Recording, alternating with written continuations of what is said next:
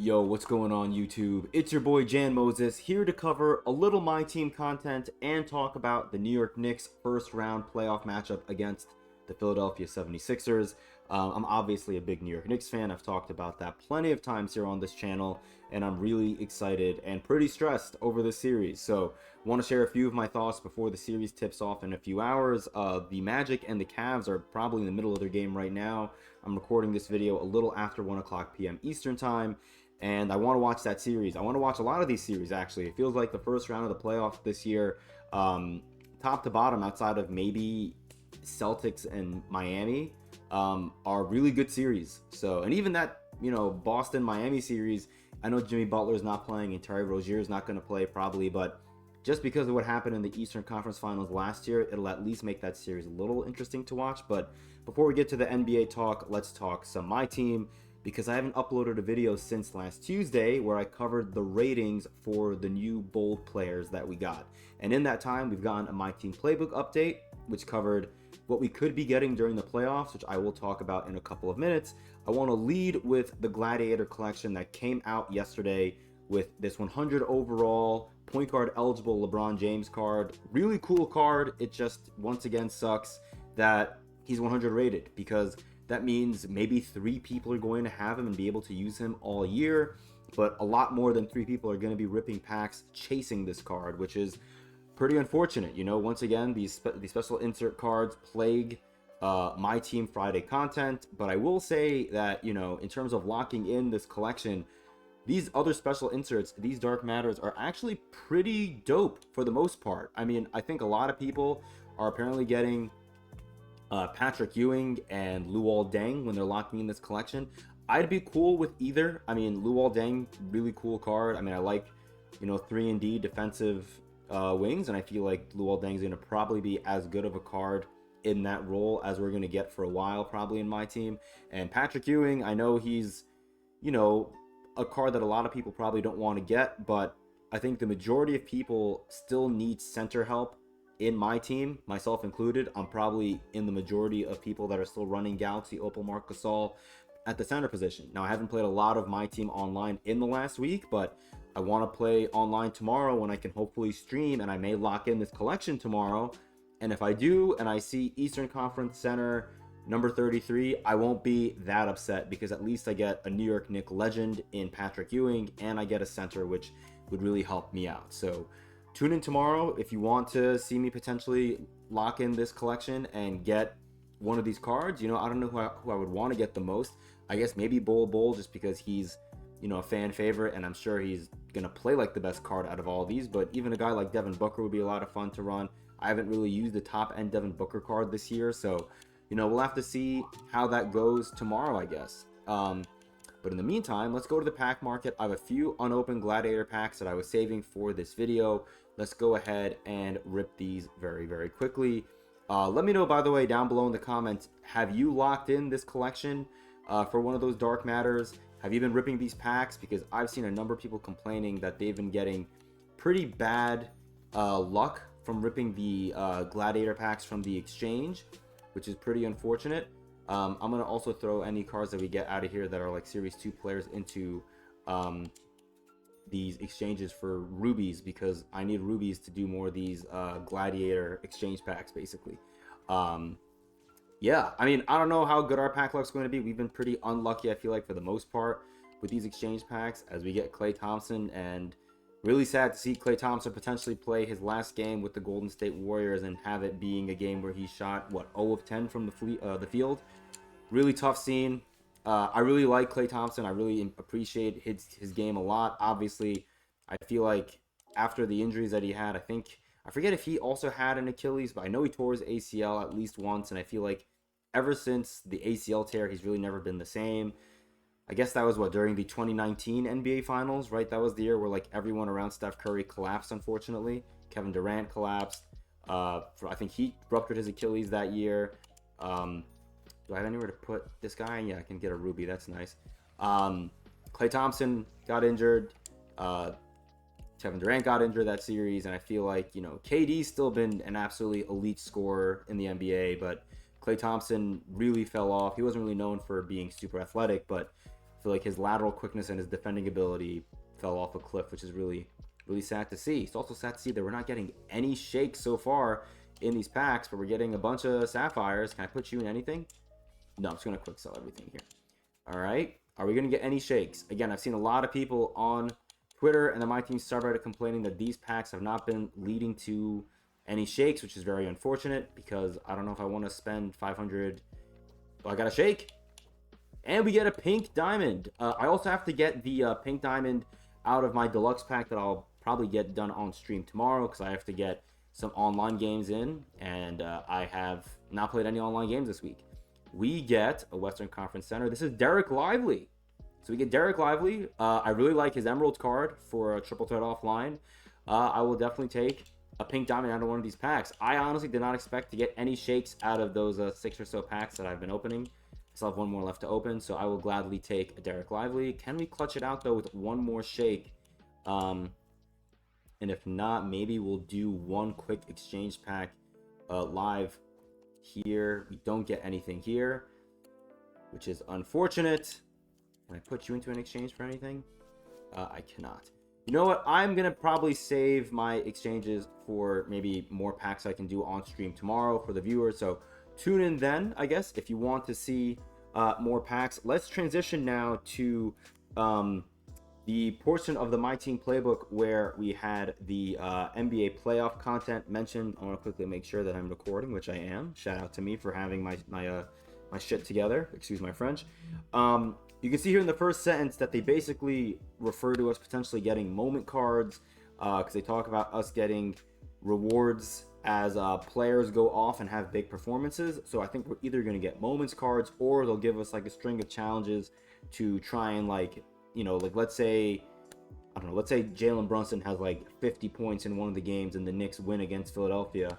Then maybe we have to score 50 points with a point guard or a Knicks player and we get empty. I could see them trying to be really cheap and lazy. Instead of them giving us free moments cards, we have to, you know, match whatever milestones these players get in the postseason and get some sort of mediocre reward for it. So, you know, just trying to prepare you for, you know, what could be a really lackluster set of rewards during these NBA playoffs in My Team. And then they also mention that after the first round is over, they're going to do a round recap set of challenges, which that could be kind of interesting because it says that we'll be able to earn NBA playoff themed cards. So that's really dope. And I mean, not that this makes me want my Knicks to win even more because I really want my Knicks to win regardless of what we get in My Team. But it would be really cool if the Knicks find a way to beat the Philadelphia 76ers and then I get, you know, a Dark Matter Jalen Brunson card because the Knicks won that series. That would be awesome. But, you know, we'll have to wait and see. For team purposes, this could be a lot of fun. You know, we'll have to see what we end up getting. You know. With that said, I want to now transition to the playoffs. I want to talk about the Knicks playing against the Philadelphia 76ers. Huge shout out to the Knicks, in my opinion, for not ducking the competition on Sunday, this past Sunday. Unlike teams like Cleveland, I don't think Milwaukee necessarily ducked the competition. Damian Lillard played in that game on Sunday against Orlando, and he just didn't have it. You know, he was out here shooting tour dates. I think he shot 2 of 14 in that game. So hopefully Damian Lillard plays better in the first round playoff series that they have against Indiana, because Indiana can really score. I know Atlanta's defense isn't great, but Indiana scored like 157 points or something insane like that on them on Sunday. I know Milwaukee's defense is miles better than Atlanta's, but Indiana, that team really scares me. And that was a team I was actually more afraid of the Knicks playing than Philly, mainly because of Embiid's knee injury. And I think that's where I want to start. I have a few keys to the series, and it starts with Embiid's knee. I think, as much as I love the Knicks, with the Knicks not having Julius Randle, and I know Julius Randle has had very, very poor playoff performances in his previous, 3 playoff appearances with the Knicks. The Knicks, I think, are still, like, their ceiling is limited when Julius Randle is not there, at least this season, and they need Julius Randle, I think, to compete, especially if they were to be fortunate enough to make it to the second round or even the Eastern Conference Finals against a team like, Boston. They're going to really struggle without having that other, shot creator, because right now it's just Jalen Brunson. And I say all this to say that if Joel Embiid was fully healthy, I think the Philadelphia 76ers have the better team and that they would probably win more decisively in the series against the Knicks. Like I would probably pick Philadelphia over the Knicks if Embiid was 100%, but I don't think he is. I know certain members of the Philadelphia beat reporting team stated that Embiid is around 80%. I don't know what 80% is going to look like, but I do feel like as the series wears on, Embiid's not going to necessarily get healthier. I feel like, especially in this kind of series where both teams are going to play so physically against each other, Embiid could probably, feel a little more game after game after game, and which kind of worries me because I feel like that means that, the 76ers are primed to steal one of these games at home for the Knicks in these first two games. And game one, I just saw that Scott Foster is going to be the head official, which scares me shitless because I think Philadelphia is undefeated with Scott Foster this year. And I believe the last game that Scott Foster officiated for the Knicks,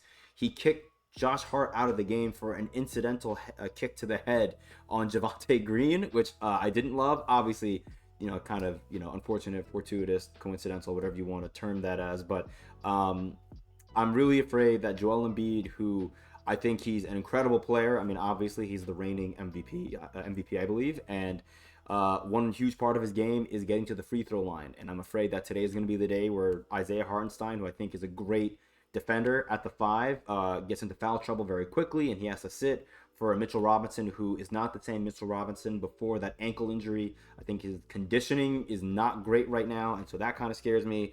But Joel Embiid, we need to see how healthy he is. I think if Joel Embiid is closer to 60% or 70%, that really bodes well for the Knicks, and I would try and attack him in pick and roll action a lot. Force him to move laterally, make him uncomfortable. Don't let him just sit in drop coverage all day. Just attack him, which sounds crazy because Joel Embiid, when healthy, is one of the best defenders in the NBA. My other question is OG Anunoby. Who does he start defending? Because I know a lot of Knicks fans want him to guard Tyrese Maxey. I just don't think that's the best use of OG Anunoby's skill set defensively. I don't think he should be guarding a point guard as quick and as lethal offensively as Tyrese Maxey. I'd rather have a guy like Donte DiVincenzo, who I'll talk about a little bit later in this video. I'd rather have OG Anunoby probably start on a guy like Tobias Harris just to try and nullify him. I know Tobias Harris has drawn the ire of a lot of Philadelphia 76er fans, but I still feel like, Tobias Harris could get hot in one of these games and really hurt the Knicks. And so if we can at least have OG Anunoby on him to make him uncomfortable, and then have OG Anunoby help off of Tobias Harris on those Tyrese Maxey drives and the Joel Embiid post-ups, then that would be, I think, a little bit more, a little better use of OG Anunoby than having him on Tyrese Maxey, in my opinion. Another huge X factor for me when it comes to minutes in this game or in this series are going to be those Jalen Brunson, the minutes when Jalen Brunson is sitting, because he's not going to play 48 minutes every single game. That's just ridiculous. Maybe later on down the series, if the Knicks end up going down 3-2 and you need him to win you the game, you're going to maybe then rely on him to play 48 minutes. I think Tom Thibodeau has been managing Jalen Brunson's minutes over the last month in anticipation of ramping him up to play 40 plus minutes a night in this series and in any other series that the Knicks have to play this season should they get past this first rounder against Philadelphia. I would love to see a lineup of Deuce McBride surrounded by some more offensive centric players, like, if you want to throw in Donte DiVincenzo or Josh Hart for a little more defense along with Deuce, but then you throw in OG Bojan Bogdanovic and Isaiah Hartenstein just to get a little more playmaking out there, because Hartenstein, I think, is one of the best passing big men in the NBA. So that's going to be very interesting for me, and I think the playoffs, while they are about your superstars and your stars, and Philadelphia has one superstar and one star in Embiid and Tyrese Maxey respectively, and the New York Knicks have one, in my opinion, superstar in Jalen Brunson. I think a series like this where it's so close, I believe Vegas has the betting odds even for these two teams. I think a series like this is going to be won in the margins, and I think when Brunson is sitting, being able to not totally tank on the floor is going to be very pivotal for the New York Knicks to win this series. Now, my X factors, I want to give an X factor for both teams just to be kind of fair.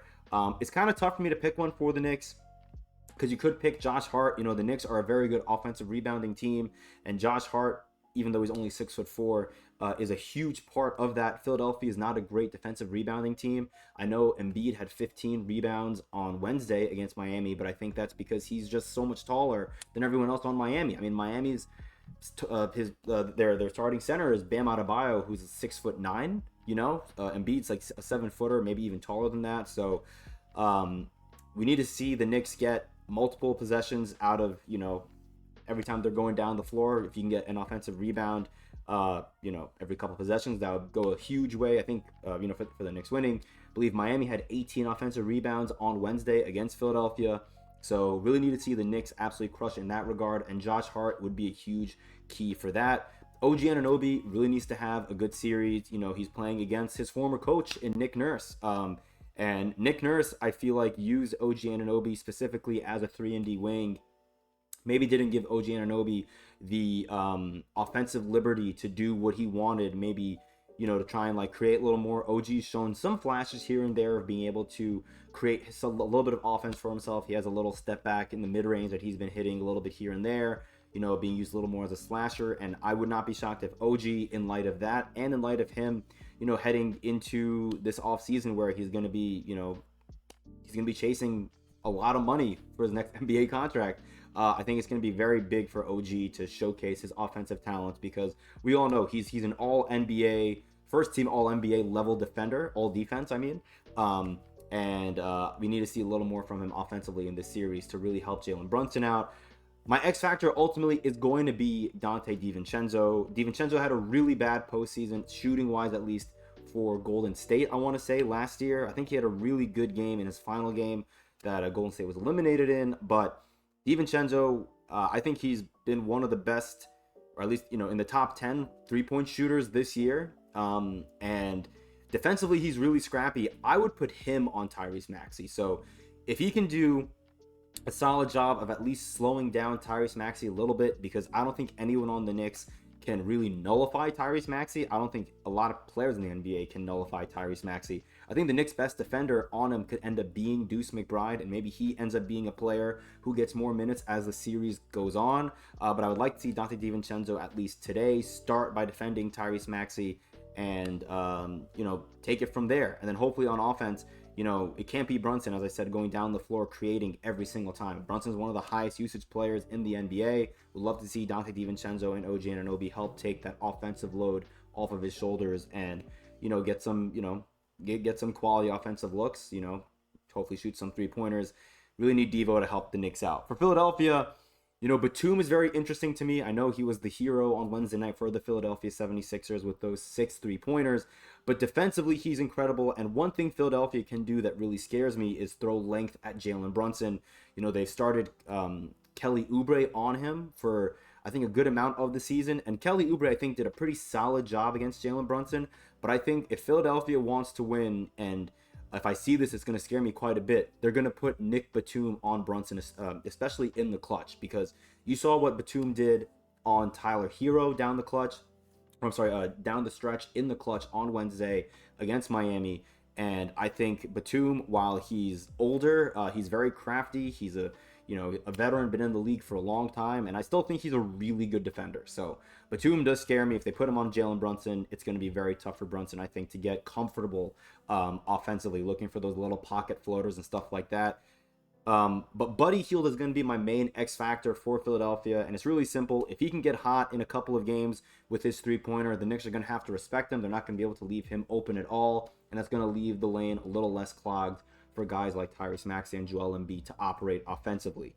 So that's going to be a little scary and a thing for me to watch. Buddy Hield, I think, had the longest streak of regular season games played without playing in the postseason. That streak will be broken today. So we'll have to see how Buddy Hield does in his first game for the 76ers. My ultimate prediction, it's really tough. Again, so much of this series is dependent on Joel Embiid's health. If Joel Embiid comes out and he's able to move really fluidly on the floor, impact defensively, the way that he normally makes an impact defensively, and the Knicks are forced to send double teams at him, and the role players for Philadelphia can then hurt the Knicks because they're sending those doubles at Joel Embiid, the Knicks are going to be in a lot of trouble. But I'm of the belief that Joel Embiid is not fully healthy, and because of that reason, I'm going to take the Knicks in 7 games. I don't think that's that crazy of a take. Again, it's even money right now with Vegas and the odds for both of these teams. I think home court advantage is going to really help the Knicks. That's why I really wanted the Knicks to win that game against Chicago on Sunday. You know, you get the 2 seed and you guarantee home court in the first round. And if you can make it to the second round, you get home court in that round as well. So yeah, those are my thoughts. We'll have to see. I also think it's really important for the New York Knicks to win Game One today. I saw some stat that I think in the last year or two, teams that won Game One had gone on to win. Like I think of the last 15 playoff series in the NBA playoffs, teams that won the first round went 12-3 for the rest of that series. If that makes sense, I feel like I worded that so poorly. Basically, the team that wins Game One in the last two years of NBA playoffs has been 12-3 in terms of winning that series. So Game One is very pivotal. I'm really hoping that the New York Knicks can win. That's why I'm trying to go and watch the game today with my boy Tony, so we can hopefully see the Knicks get a W with both of us there, and then maybe we'll end up on Side Talk NYC. We'll just go absolutely batshit crazy over there on Twitter. So if that happens, we'll definitely retweet it, but I highly doubt that's going to happen. But really hoping for a Knicks win, really hoping for a really fun series, an entertaining series, one that is injury-free, hopefully, and hopefully the New York Knicks come out on top. So that was a little bit of a long-winded rant on my part, but I really wanted to talk about the playoffs because, my team is my team. It's really cool, whatever. Like, I don't like that we have Friday content that's really kind of boring to engage with because there isn't that much to engage with. And, look, it's the freaking NBA playoffs, man. Like, we're finally here, excited for almost every single one of these first round matchups. I'm going to go watch Cleveland and Orlando duke it out right now. And then in a couple of hours, it's time for Knicks Sixers. So hope you guys are, having a great weekend. If you guys are, pulling for a particular team in the playoffs, best of luck to your team, unless it's the Philadelphia 76ers. So until next time, whenever that is, which I guess will actually be tomorrow morning if I end up streaming. So if I stream, you guys want to come and hang out, you're always more than welcome to. Always appreciate the company. So hopefully see you guys tomorrow morning. But until then, take care. I'll see you later.